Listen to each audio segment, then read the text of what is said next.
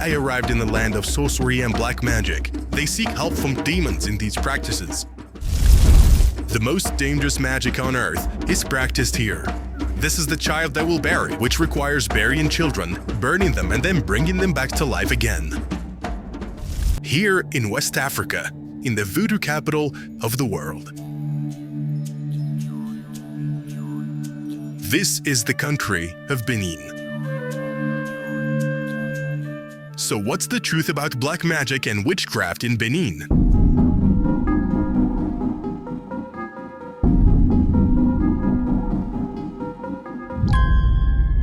Benin, the birthplace of voodoo, is a land where ancient rituals and deep-rooted beliefs intertwine with everyday life.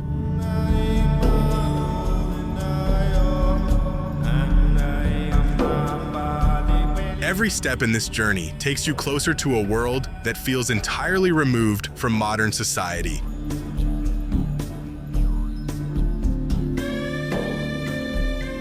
A world of mysticism, intensity, and the inexplicable.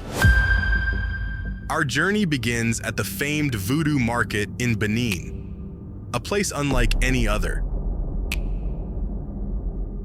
As we stepped in, it felt as though we had entered a portal to another realm.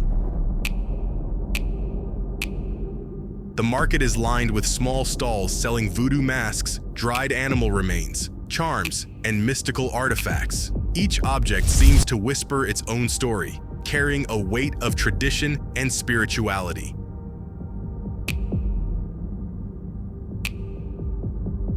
This is not just a marketplace, it's the epicenter of voodoo culture, where locals don't just sell items, but live and breathe their significance. To learn more about the people of Benin and the slavery in this country many years ago, we need to visit a village near Cotonou. It's an entire town on the lake.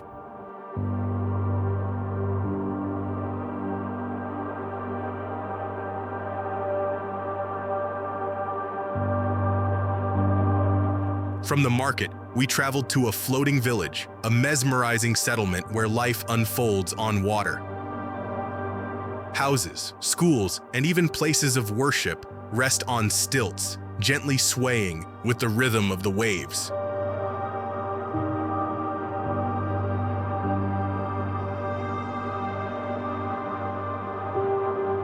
This serene yet enigmatic place reflects the resilience and adaptability of its people.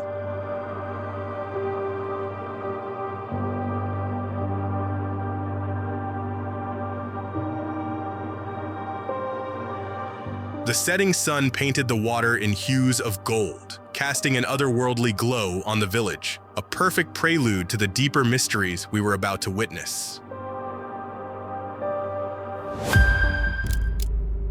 The religions in Benin are as follows: about 45% Christians, 27% Muslims, and the rest follow voodoo or other traditional African religions.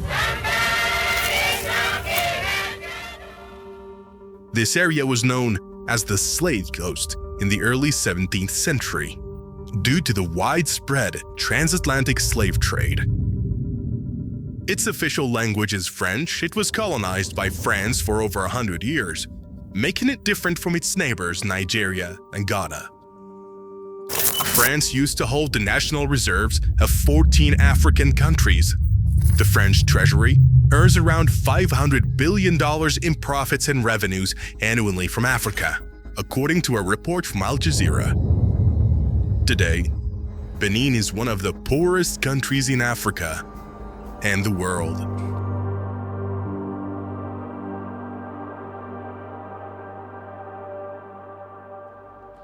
As the preparations for the ritual began, the air grew thick with anticipation.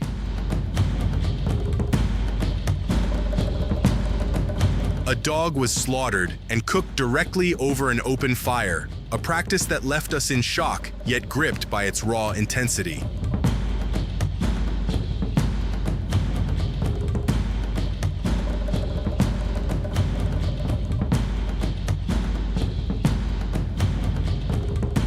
The practitioners then approached their gods, offering chicken blood,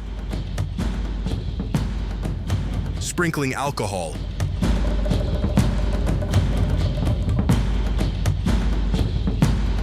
and igniting small flames as part of their prayers.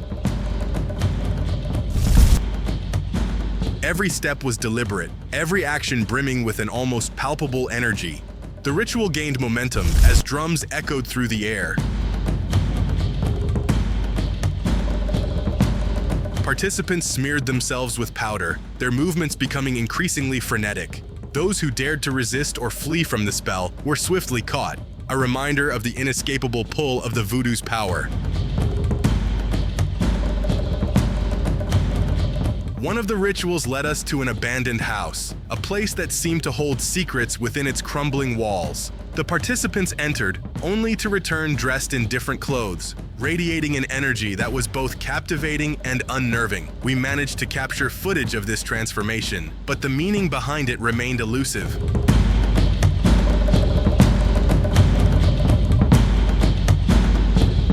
When I say the word voodoo, what do you think of? Sacrifice. Exotic, barbaric. We don't sacrifice human beings for voodoo.